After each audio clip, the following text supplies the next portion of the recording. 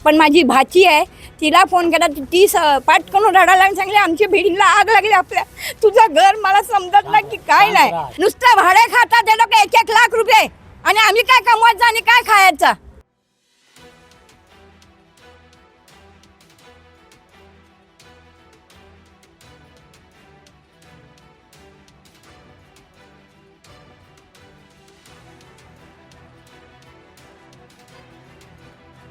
का जेणेकरून इमारतीला किंवा एखाद्या झोपडपट्टीला आग लागली तर येणाऱ्या टँकरला पाणी पुरवठा त्या स्टँडपोस्टमधून केला जात होता. आज जर तुम्ही पूर्ण मीरा भाईंदरचा सर्वे केला तर या ठिकाणी कुठे तसा स्टँडपोस्ट नाही आहे.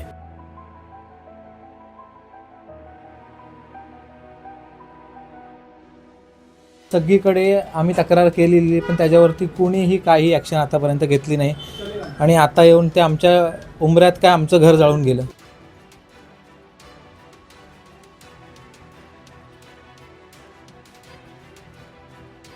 प्रत्येक मराठी पाठ्यपुस्तकामध्ये आपण एक म्हण वाचली होती आणि ती म्हण मीरा भाईंदरमध्ये लागू होते. ती म्हण म्हणजे जनता उपाशी आणि अधिकारी प्रशासनाने राजा हा तुपाशी. हे बोलण्याची वेळ का आली मीरा भाईंदर शहरामध्ये? कारण मीरा भाईंदर शहरामध्ये रात्री 9:30 वाजता जो आगीचा विळखा लागलेला तुम्ही माझ्या पाठीमागे बघू शकता. आग एवढी भयानक लागलेली आहे, या आगीचं झळक ह्या पाठीमागे असलेल्या इमारतीलाही लागलेलं आहे. लाखो रुपयाचं कर्जाच्या स्वरूपामध्ये आपलं स्वतःचं हक्काचं घर घ्यायचं, स्वप्नाचं घर बनवता बनवता एका व्यक्तीचं आयुष्य निघून जातं. पण त्या एका अधिकाऱ्यांच्या एक समोर जे अनधिकृत बांधकामाच्या एका चुकीमुळे आपल्या स्वतःच्या स्वप्नाच्या घराची राख होताना डोळ्यांनी पाहता किती अश्रू अनावर होतात. आणि ह्या आगीचा विळखा एवढा मोठा होता की साक्षात विघ्नहर्ता आपण ज्याला म्हणतो ते सुद्धा वाचले नाहीत. हे पाठीमागे बघू शकता, ह्या गणपतीच्या मूर्त्या आहेत, ह्या पण गळून साग झालेल्या आहेत. काय चाललं आहे ह्या मीरा भाईंदर महानगरपालिकेच्या हद्दीमध्ये? अनधिकृत बांधकामाला विळखा बसणार कधी?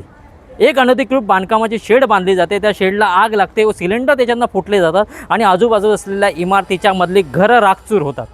स्वप्नांची घरं अगदी आपल्यासमोर अशी राखचूर झाल्याच्या नंतर ह्या सर्वसामान्य नागरिकांनी करायचं काय? कर रूपामध्ये भरलेला पैसा हा कुणासाठी दिला जातो? मीरा भाईंदरकर त्याच्यामध्ये परतावा म्हणून संरक्षणाची किती हमी देते? 100% हमीचा तर बोलण्याची फक्त भाषा आहे आणि बोलण्याची कडी आहे. कारण ह्या संपूर्ण गोष्टीमध्ये मीरा भाईंदरकर फक्त त्रस्त झालेला आहे. आज ह्या संपूर्ण गोष्टी झाल्याच्यानंतर महानगरपालिकेला जाग आली, काही ठिकाणी कारवाईसुद्धा झाली अनधिकृत शेडवरती. परंतु घटना घडल्याच्यानंतर महानगरपालिकेच्या अधिकारी झोपेतनं जागे का होतात? या संपूर्ण घटनेबाबत अधिकाऱ्यांना पण विचारणा केली असता इथे राजकीय पक्षाचे काही पदाधिकारी आहेत, नेमका त्यांचाही द्वेष कुणावरती होता? आणि दुसरी गोष्ट, ज्या सर्वसामान्य नागरिकांच्या घराचे हाल झालेले आहेत, नेमके त्यांची पण भूमिका काय आपण जाणून घेऊ. जेव्हा मी घटना घडली तेव्हा मी तिथे प्लेझंट पार्कला माझी गाडी लावते. मला एका पोराने, आमच्या बिल्डिंग मधल्या पोराने मला फोन केला आणि सांगितला आत्या आपल्या बिल्डिंगला आग लागली काय? तर मी म्हटलं नाही, मला माहीत नव्हता. नंतर मी माझ्या मिस्टरांना इथे लावला तर ते फोन उचलायला कबूल नाही. पण माझी भाची आहे, तिला फोन केला, ती पाठ करून रडायला आणि सांगली आमच्या बिल्डिंगला आग लागली, आपल्या तुझं घर मला समजत नाही की काय नाही. आणि भाव माझा म्हातारा वयाने आहे, एवढा 80 वर्षाचा, त्याला कोण काढणार होता बाहेर? आणि ह्या पोरांचा हे पुरी तो सेक्रेटरीचं घर पुरा जळलं. त्या तिघी बहिणी, त्यांचे कपडे बिपडे सर्व जळून खाक. एक लहान मुलगा 8 महिन्याचा त्याच्या घरात. ह्याचा जिम्मेदार कोण आहे? हां, किती वेळा सांगितलं हे आणि हे काढा. मीरा भाईंदरचे लोक सारे चोर आहे, 1 नंबरचे चोर. जी शेड बांधण्यात आली होती, ज्याला आग लागली होती, याची तक्रार तुम्ही हो महानगरपालिका केली आहे 2019 2-3 वेळा तक्रारी झालेल्या आहे. तरी ते काय म्हणतात, कमिशनर कोणाची जागा आहे? बोला काय भोईरचा बोला, मग आम्ही काय नाही करू शकत.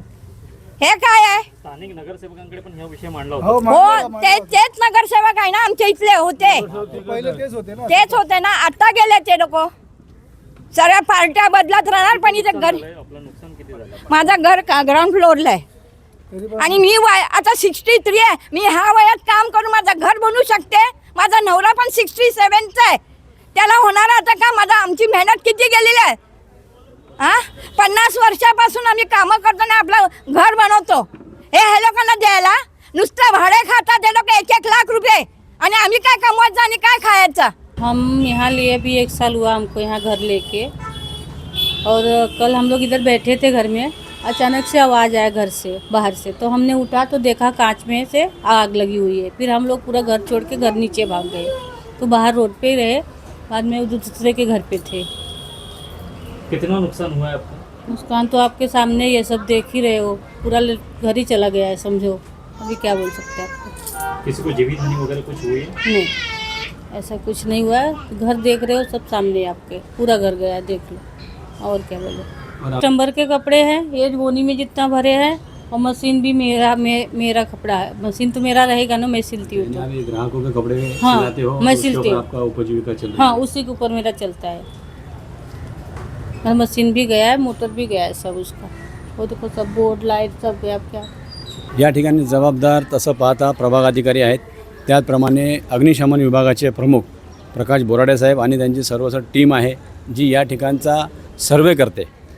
मला तुमच्या चॅनलच्या माध्यमातून सांगायला हे इच्छुक आहे की मी नगर परिषद असताना, मीरा भाईंदर महानगरपालिकेच्या पहिला नगर परिषद असताना प्रत्येक ठिकाणी फायर ब्रिगेडचे स्टँड पोस्ट असायचे का जेणेकरून इमारतीला किंवा एखाद्या झोपडपट्टीला आग लागली तर येणाऱ्या टँकरला पाणी पुरवठा त्या स्टँड पोस्टमधून केला जात होता.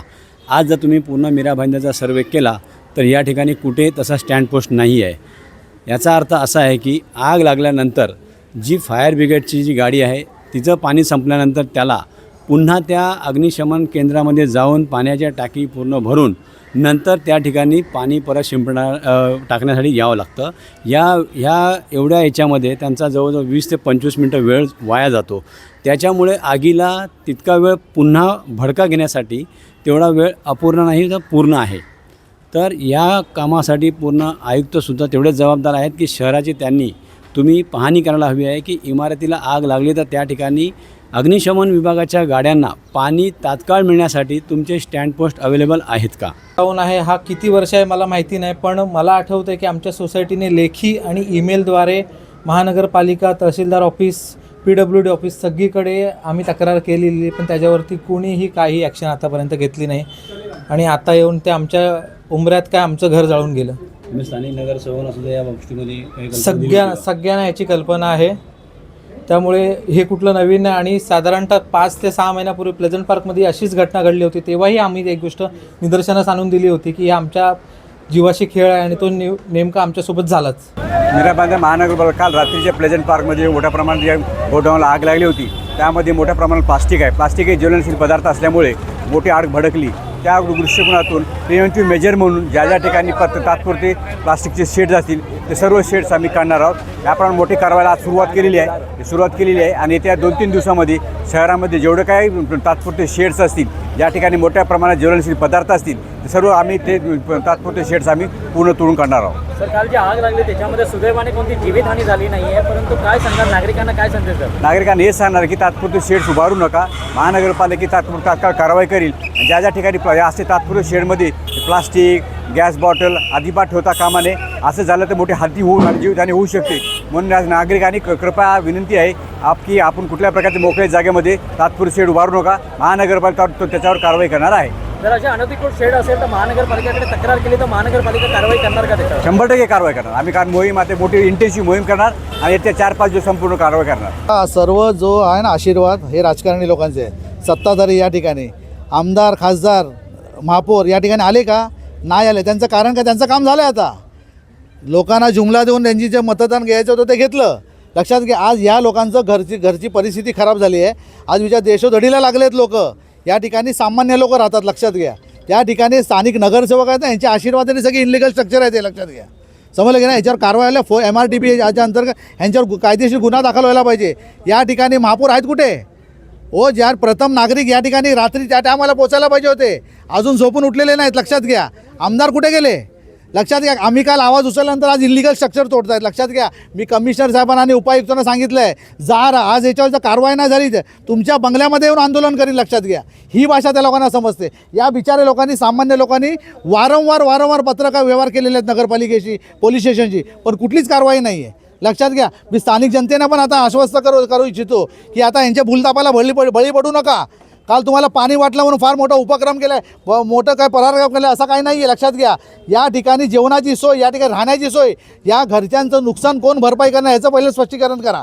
लक्षात घ्या, त्यामुळे मला असं वाटतं की हे निर्लज्ज अधिकारी आहेत या ठिकाणी आणि हे स्थानिक जनप्रतिनिधी समजलं की नाही. ह्यांची मिलीभगत आहे, ह्यांच्यावर फौजदारी गुन्हा दाखवलेला पाहिजे, ह्यांच्यावर MMRTचे जे गुन्हा आहे तो दाखल होणं पाहिजे असं आमचं म्हणणं आहे. स्थानिक रहिवाशांचं असं सांगणं आहे की अग्निशमन विभाग हा 50 मिनिटं लेट आला, त्याच्यामुळे आगीचा भडका हा फार मोठ्या प्रमाणामध्ये वाढलेला आहे. एका ठिकाणी मीरा भाईंदर महानगरपालिकेचे आयुक्त सांगतात की आमचा कारभार अगदी व्यवस्थित आहे आणि एका ठिकाणी जर अशा गोष्टी घडत असतील तर मीरा भाईंदरकरांनी नेमकं करायचं काय? बघा, सगळ्या भूलतापा आहेत, लक्षात घ्या.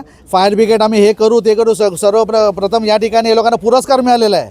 कसला पुरस्कार? भ्रष्टाचाराचा पुरस्कार मिळाला पाहिजे. या ठिकाणी ज्या ठिकाणी बिल्डिंगमध्ये फायर ब्रिगेडची गाडी घुसू शकत नाही, फायर ब्रिगेडची गाडी 1000 किलोमीटर 1000 फूट लांब लिहून पाईपलाईन यायला पाहिजे होती. इथे मोठे मोठे दावे करून त्या ठिकाणी 50 करोडची मशीन घेतली. काय करायची? चाटायची आहे काय? ज्या ठिकाणी तुमची आग लागली, जर तुमचं यंत्रणा पोचत नसतील ह्याचा अर्थ तुम्ही फेल्युअर आहात. लक्षात घ्या. आयुक्त साहेब काल आले हो, पण बाकीचे नालायक भ्रष्ट जे अधिकारी बसलेत ना, ह्यांना तोंडाला काळ भासणं गरजेचं आहे. लक्षात घ्या. त्यामुळे फक्त भूल तापायला फक्त बळी पडू नका. स्थानिक लोकांना मी सांगतोय, या ठिकाणी कठोर कारवाई व्हायला पाहिजे. तुम्ही रस्त्यावर उतरा. फक्त या ठिकाणी बोलून चालणार नाही. लक्षात घ्या. रस्त्यावर उतरा आमच्यावर, मी गुन्हा घ्यायला तयार आहे तुमच्यासाठी. लक्षात घ्या. त्यामुळे कुठला राजकारणी एवढं छातीटोक बोलणार नाही, कारण आमचे हात यांच्यावर भरकटलेले नाहीत. लक्षात घ्या. मनसेने दणका दिल्याच्या नंतर स्वतः पानपट्टी इथे आलेले उपआयुक्त, त्याच्यानंतर ही कारवाई झालेली आहे. पण पुन्हा एकदा हाच प्रश्न येतोय की वारंवार जेव्हा घटना घडते तेव्हाच ही झोपलेली महानगरपालिका का जागी होते? ते सांगतो ना तुम्हाला, हीच भाषा समजते. स्थानिक नगरसेवक जेव्हा नगरपालिका कारवाई करायला जातात, स्थानिक नगरसेवक आणि आमदार खासदार फोन करतात. आमदारांची किती त्या ठिकाणी फर्निचरची दुकानं आता आहेत बघा ना. आम्ही त्याच्यावर पण कारवाई करायला लावणार आहे. लक्षात घ्या. मी आयुक्त साहेबांना एवढं सांगतोय, IAS ऑफिसर आहात तुम्ही, प्रत्येक गोष्टी जातीने आपण आपल्या पद्धतीने शहानिशा करायला पाहिजे, ना की यांच्या भरोश्यावर तुम्ही सरकार चालवत असाल. हे चुकीचं आहे. त्यामुळे मला असं वाटतं की यांच्यावर कारवाई व्हायला पाहिजे आणि आम्ही आता हा विषय धरून धरणार आहोत. लक्षात घ्या. आमचा दणक्याने जगह तेवढा कारवाई चालू आहे. लक्षात घ्या. ह्याच्यावर पण तेवढा कारवाई होणार आहे. लक्षात घ्या. त्यामुळे स्थानिक लोकांना आता पण मी सांगतोय, रस्त्यावर उतरा तरच तुम्हाला न्याय मिळेल, अन्यथा तुम्ही वंचित राहाल. हे तुम्हाला मी या व्हिडिओच्या माध्यमातून सांगतो. आम्ही मीरा भाईंदरकर आम्ही हक्काने म्हणतो आणि मीरा भाईंदर शहरामध्ये महानगरपालिकेचे आयुक्त काय म्हणतात, आमचा कारभार हा तुम्ही बघू शकता स्वच्छ आहे. कारभार स्वच्छ आहे, पण हा कुणासाठी? ठेकेदारांसाठी की अनधिकृत बांधकाम बांधणाऱ्यासाठी? काल जी आगीची घटना घडली, 2.5-3 तास झाले अग्निशमन विभाग पोहोचत नाही, 50 मिनटं अग्निशमन विभागाला लागतात. मग आपण नेमकं काम करतोय तरी काय? या संपूर्ण गोष्टीतनं एकच लक्षात आहे की मीरा भाईंदरकर जो करोडरूपामध्ये पैसा भरतो, याच्याबद्दल मीरा भाईंदर महानगरपालिका मीरा भाईंदरकरांना देते काय? सुरक्षेची हमी तर राहीच, फक्त बोलण्याची भाषा आणि बोलण्यामध्ये सर्व वेळ घालवते, बाकी दुसरं काही करत नाही. विशेषतः म्हणजे जी आग लागल्याच्या नंतर जी आग लागली ती घटना हे अनधिकृत जागेवरती घडलेली आहे. हे अनधिकृत जागेचं भाडं खातं कोण? याचा मलिदा कुठल्या अधिकाऱ्यांना भेटतो? या संपूर्ण गोष्टीमध्ये सर्वसामान्य नागरिकच कापमध्ये पिसाटला जातो. या संपूर्ण गोष्टीचं हे अनुत्तर आहे. याच्यावरती मीरा भाईंदर महानगरपालिका कधी उत्तर देईल देव जाणो. परंतु झालेल्या काल घटनेमध्ये एक सर्वसामान्यांच्या स्वप्नांची जी कशी राग होती आज आपल्या सगळ्यांच्या समोर आलेली आहे. अधिक बातमीसाठी आपण पाहत राहा नवराष्ट्र डिजिटल. मी विजय गाते, मीरा भाईंदर.